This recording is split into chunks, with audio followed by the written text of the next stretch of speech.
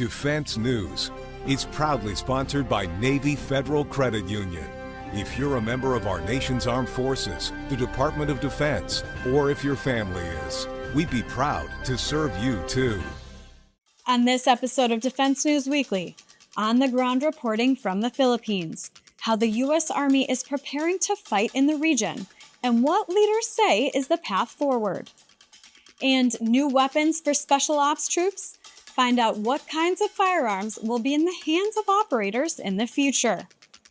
Plus, as the 80th anniversary of the D-Day landings approaches, preparations for the commemoration are underway on the beaches at Normandy, France. Plus, a first look at our new series, Shadows in the Jungle. Hear from Vietnam veterans with one of the most dangerous jobs in the war. It's the latest in news and analysis from the Pentagon to the platoon, here on Defense News Weekly.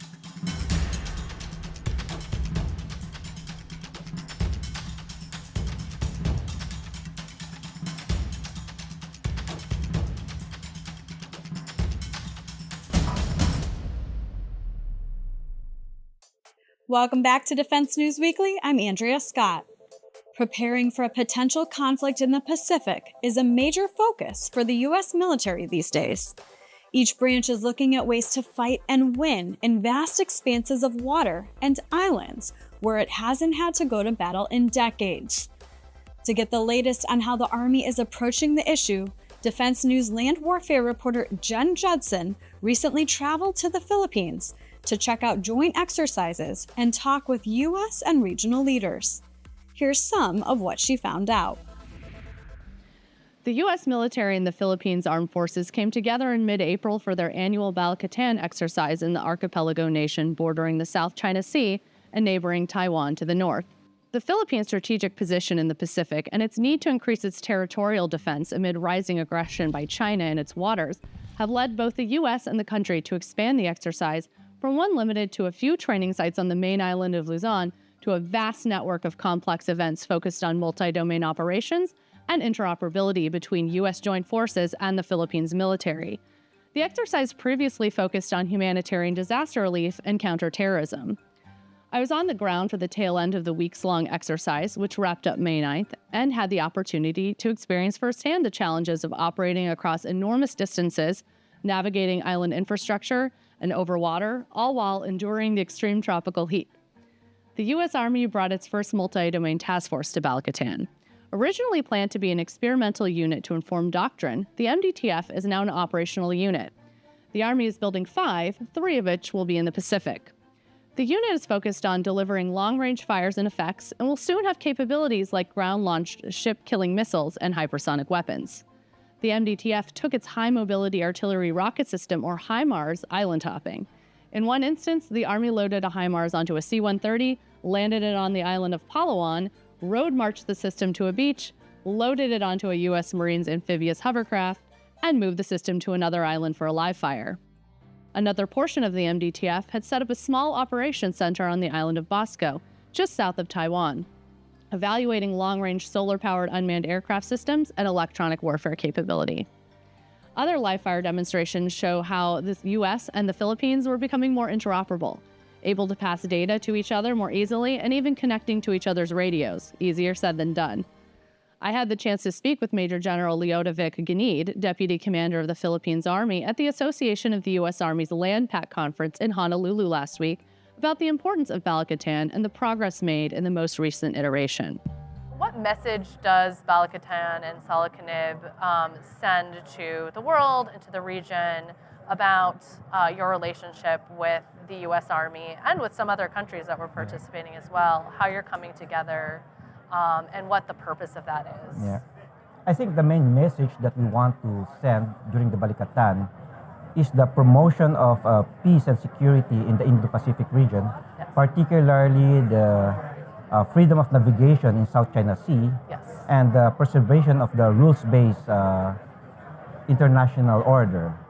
And it will be attained through a preparation, through strength, and a unity of effort with like-minded nations. The difference right now with the Balikatan, with this year's Balikatan, is the actual involvement of joint capabilities like the Navy Yes. and the Air Force. And it went, they did it in the South China Sea and not only in the ground. The Balkatan exercise is just one example, according to General Charles Flynn, the U.S. Army Pacific Commander, of how the U.S. and its allies and partners are coming together in the Pacific, a necessity for effective campaigning to deter adversaries that would deny Pacific nations freedom of navigation and peace. I sat down with General Flynn at LandPac to discuss the progress the service is making to build vital relationships in the Pacific.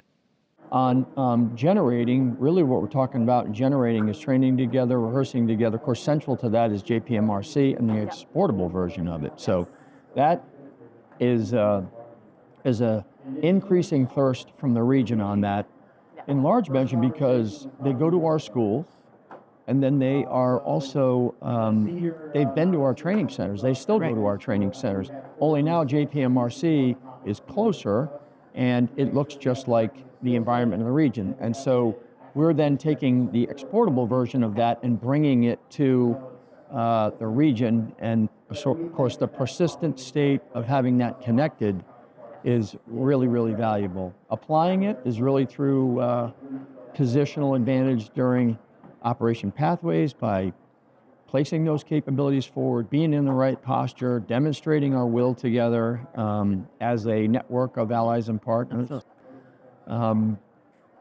And all of that is really having the effect that we need it to have in the region, which is bringing this architecture together of land power to create operational endurance and build enduring advantage so that we have that positional advantage and we can deter adversaries from their, I refer to as incremental, insidious, and irresponsible behavior. And I think that that's really valuable, that demonstration of unity and collective commitment.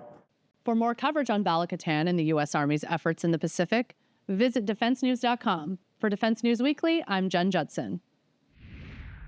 When we return, a look at our new limited series on some of the most stout-hearted veterans of the Vietnam War. And we get a look at which weapons systems Special Ops Forces are looking to update. Stay tuned.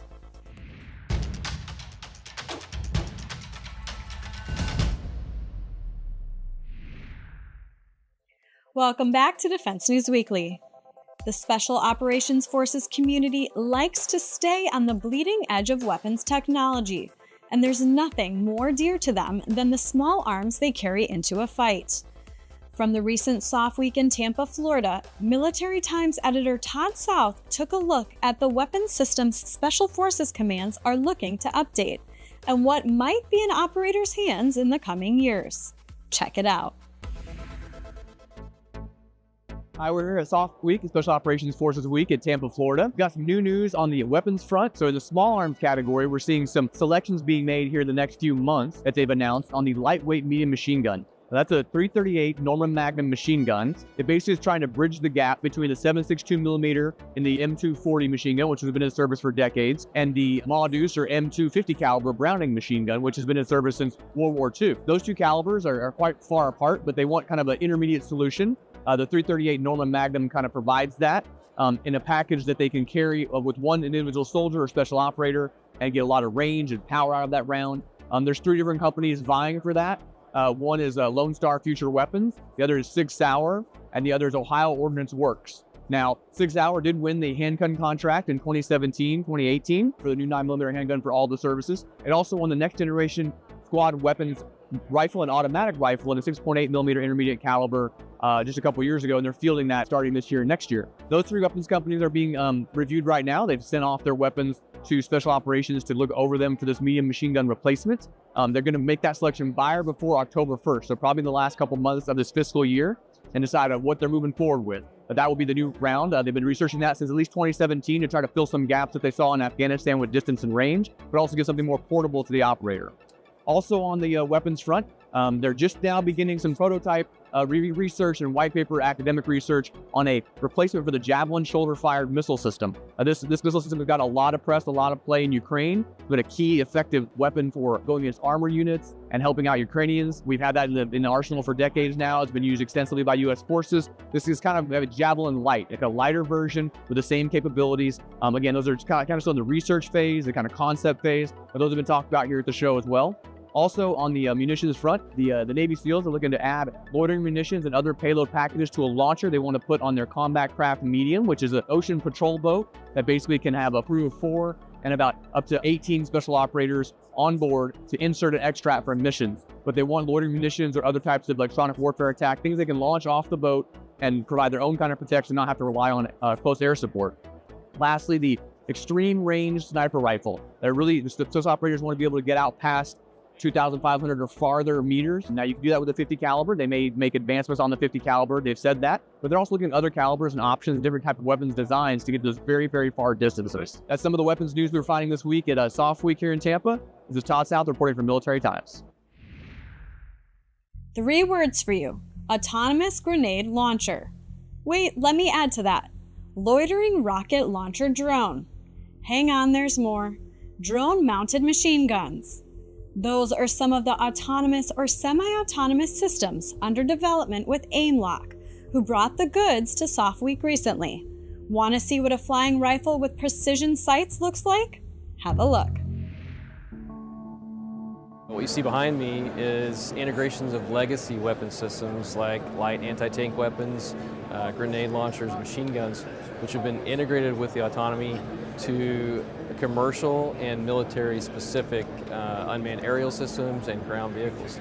So this capability gives warfighters the chance to have faster engagement times, better accuracy, and more standoff from the front line of the battlefield. To my right, you'll see a product that's called RS2. This is a small remote weapon station that's optimized for rocket launching, grenade launching, and belt-fed machine gun delivery for unmanned aerial systems. It can also be used in unmanned ground and surface vessels as well.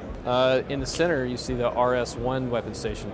This one's optimized for 5.56 and 7.62 small rifles.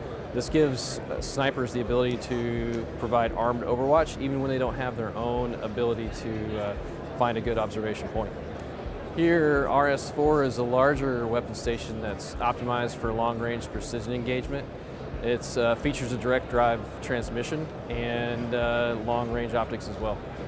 Semi-autonomous precision targeting uses automation for target acquisition and advanced fire control, but all of the decision-making for lethality is controlled by a human operator. Sometimes this is in the loop where they have a direct engagement command, and sometimes it's on the loop where they're observing automated defensive fire and can shut down the systems whenever they need to. So the human sniper is conducting the mission pretty much as normal. They're detecting targets, classifying them, deciding whether or not they're a threat that needs to be engaged right away, and then they manage the specifics of the fire control system, which gives them the proper aiming position, and then it releases the safety and trigger for the weapon. Drones have a widely varied endurance. You'll see long-range drones that are highly efficient, can travel 20, 30, 40 kilometers while carrying weapon systems like this. But many drones that are smaller and more convenient may only have a 10 to 20 minute endurance mission. These weapon systems, regarding price, tend to fall in between exquisite defense systems and low-cost, high-volume systems. So they have a much higher performance rating than low-cost, high-volume systems, but they don't have a long lead time for manufacturing, nor do they have multi-million-dollar program costs the way your legacy exquisite systems do. The next stage for AIMLOC is to make sure that these capabilities are made available to all of the mission units that have a requirement or a need for this type of enhanced capability. So as you see more and more frequently, more units are trying to remote control the delivery of effects. They're going to find that these are pretty valuable for that mission set. Imagine being flown deep behind enemy lines in the middle of the night and getting dropped off in the jungle with just a crew of 6, some claymores, grenades, and your M16, and told to survive undetected for a week. That was the job of long-range reconnaissance patrol troops in Vietnam, who performed one of the most hair-raising duties in warfare. With a high risk of being overwhelmed if found by the enemy, the troops hardly spoke for days at a time and went to extreme lengths to remain undetected. Veterans of the job are the focus of a new limited series from Military Times, Shadows in the Jungle. Here's a first look.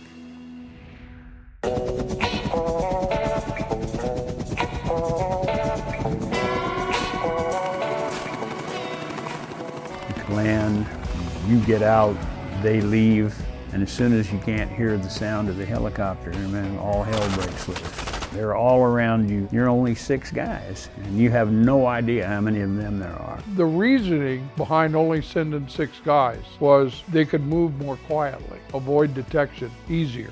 The cover of the terrain was so thick and dense that you normally didn't see anybody until they got within 10 or 15 feet of you. We considered ourselves hunters in Vietnam. We weren't looking for prey. We were looking to get as close to the enemy as we could to identify who they were, what they were, possibly even snatch one of them. If the bad guys were coming down a trail, you could smell what they had for lunch. Even when your heart is beating so loud in your ears that you think that those guys out there can hear it, you just got to be able to control all that.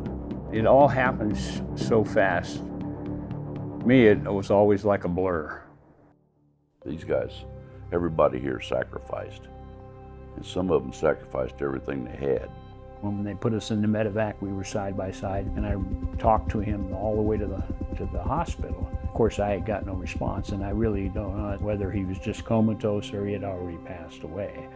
And it took him 4 days to die. Broke my heart. After that, all I wanted to do was kill. It's difficult to say, I made it, he didn't, and maybe it should have been reversed. Young men don't lose brothers well. I never left Vietnam.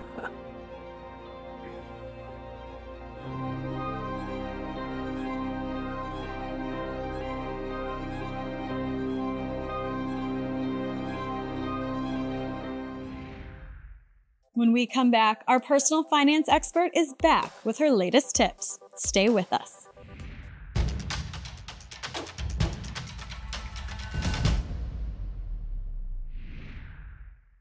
Welcome back. On this edition of Money Minute, personal finance expert Jeanette Mack offers her latest tips. When you receive permanent change of station orders, a lot more than your address is going to change. Taking command of your finances from the start can help lessen the stress of moving for you and your wallet. So first things first, find out if you're eligible for PCS entitlements and benefits so you can get leave time or be reimbursed for expenses you might pay out of pocket. You'll definitely need a good budget so you can afford expenses like new furniture, utility hookup fees, and the things that'll help you get settled in. Even if you think it's covered by the military, add it to your budget just in case. And don't forget to keep track of your receipts. And of course, one of the most important things before a PCS is saving money. Every dollar counts in helping you get to your destination. Talk with your financial institution about special savings accounts that can help you budget and earn interest over time, so you'll always be prepared for the next PCS. Prepping and thinking ahead means you'll easily handle every next move you make. Thanks, Jeanette. We'll see you next week. To get more coverage of military and defense topics, program that auto turret to target militarytimes.com and defensenews.com for more headlines. And to become the thinking man's infantry grunt, sign up for our early bird brief, compiled each morning to bring you the most recent headlines. And if social media is where you grab open source intelligence, follow us on YouTube, Facebook, Instagram, and X, formerly known as Twitter. And while it's still legal, we're on TikTok, so go find us there as well. Coming up, preparations for the commemoration of the 80th anniversary of the D-Day landings are underway in Normandy, France. See how the beaches are shaping up for the event.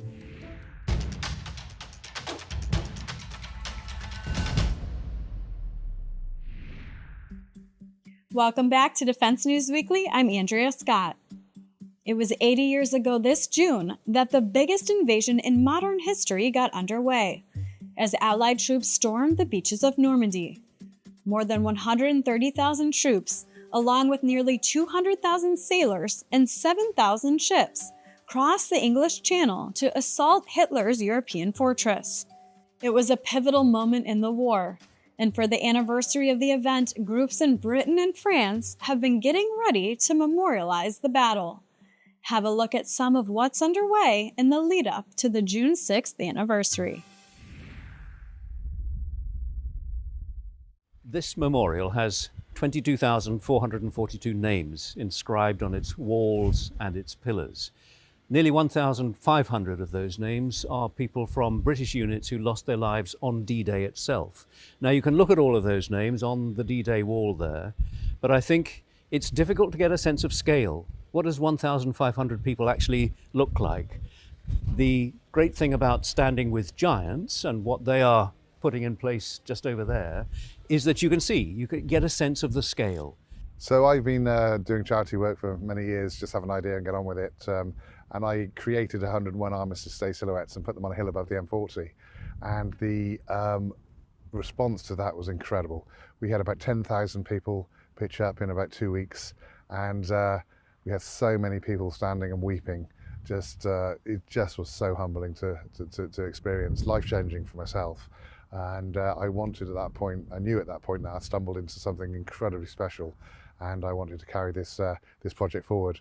An inbuilt gratitude for the freedom that I have. I understand that so many people suffered for our freedom, and I've watched that many documentaries of all sorts of things, but in particular the incredible sacrifices that people made fighting for freedom, and just the whole mobilization.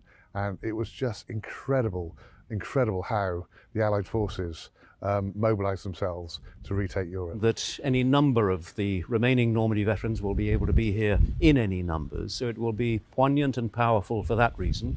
It will be, for the 80th anniversary commemoration, an occasion at head of state level, so President Macron will be here, President Biden, I'm sure, will be at the American ceremony, and we very much hope, and we are quietly confident that the King will be here, subject to medical advice. So for all of those reasons, I think that it will be a very important and poignant occasion when the Western world will remember what happened here 80 years ago, and it will remember the importance of the allies from the free democracies of the world standing shoulder to shoulder against tyranny. And that still has a message today. And that's all we have time for in this week's episode. We'll see you next week on Defense News Weekly.